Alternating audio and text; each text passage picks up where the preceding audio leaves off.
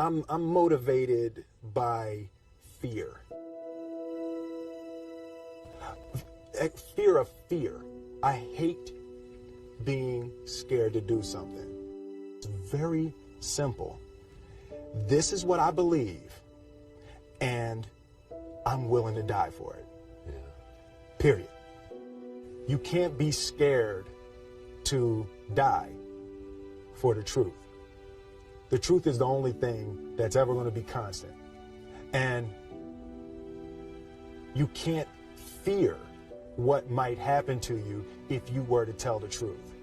Because what happens to you if you don't tell the truth is worse than telling the truth will ever be.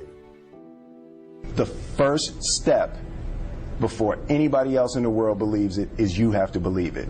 There's no reason to have a plan B because it distracts from plan A. And I think psychologically, the advantage that gives me over a lot of people that I have been in competition with in different situations is it's difficult to take the first step when you look how big the task is. The task is never huge to me. It's always one brick. I believe, and I learned very young, that you don't try to build a wall.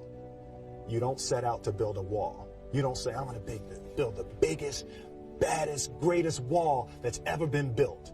You don't start there. You say, I'm going to lay this brick as perfectly as a brick can be laid. There will not be one brick on the face of the earth that's going to be laid better than this brick that I'm going to lay in this next 10 minutes.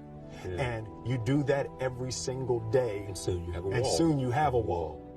I've never really viewed myself as particularly talented. Where I excel is ridiculous, sickening work ethic. You know, while the other guy's sleeping, I'm working. While the other guy's eating, I'm working. The separation of talent and skill is one of the greatest misunderstood concepts for people who are trying to excel, who have dreams that want to do things. Talent you have naturally. Skill is only developed by hours and hours and hours of beating on your craft. I always knew that I could work hard enough.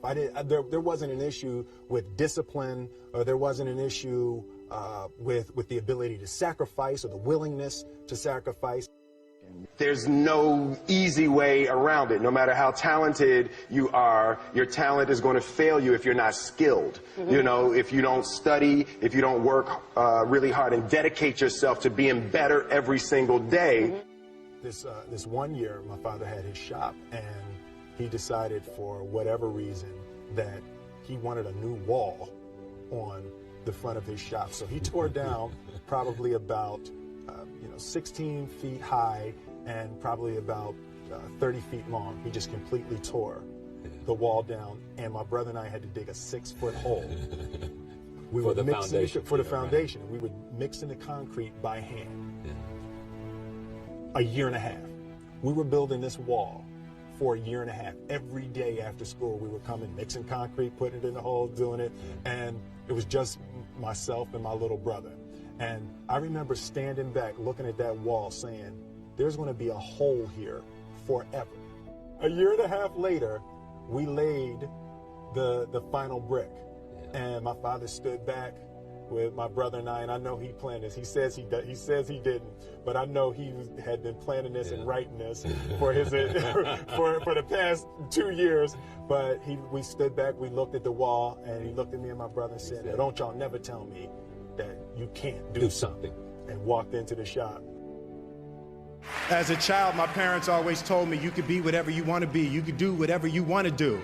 And you know, that office, that position, the highest office on the face of the earth, it was something I heard my parents saying it, but I didn't totally believe it. Yet I went out in the world and I carried myself and I held my head high and I stood there and I looked people in their eyes and I talked to people as if I was deserving of everything that this planet has to offer. I really want to say to children out there and to people who are watching, Confucius said one time, he who says he can and he who says he can't are both usually right.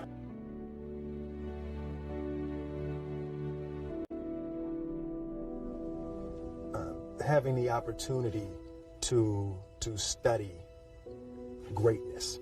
Anytime you have that opportunity, there are certain intricacies that will make clear who you are. It becomes that much more clear who you are.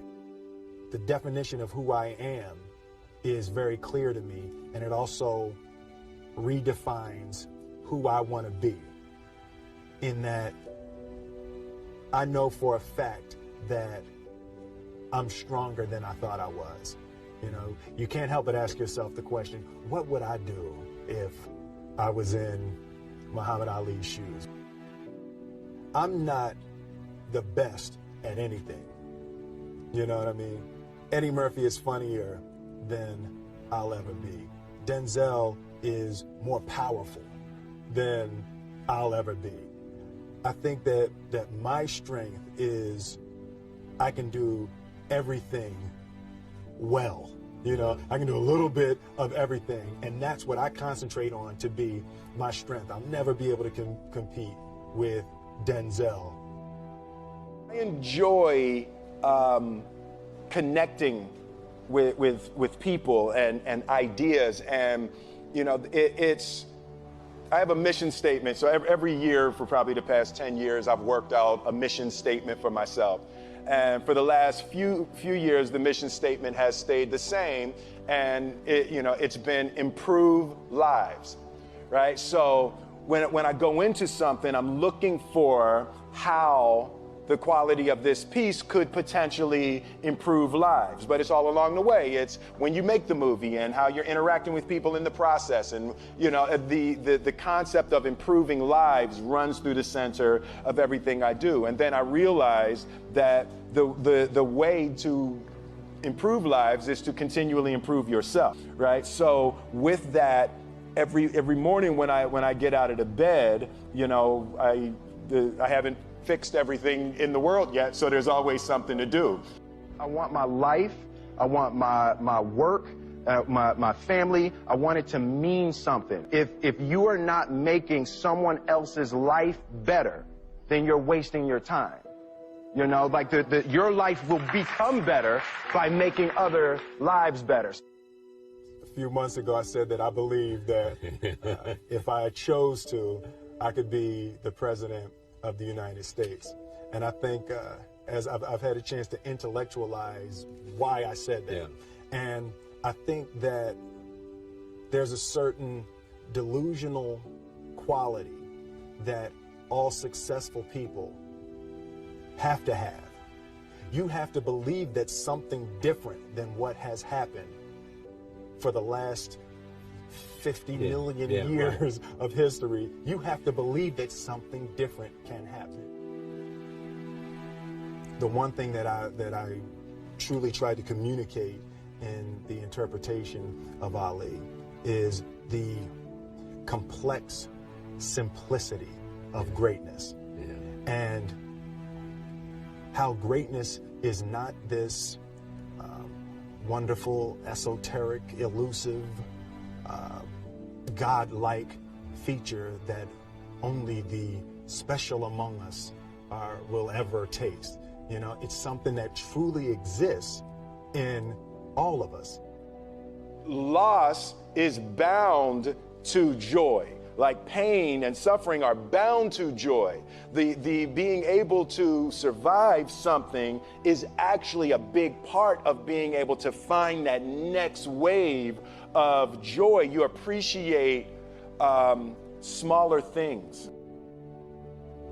I hated being scared, that I didn't want to even take the meeting. I just hated that being scared to do something.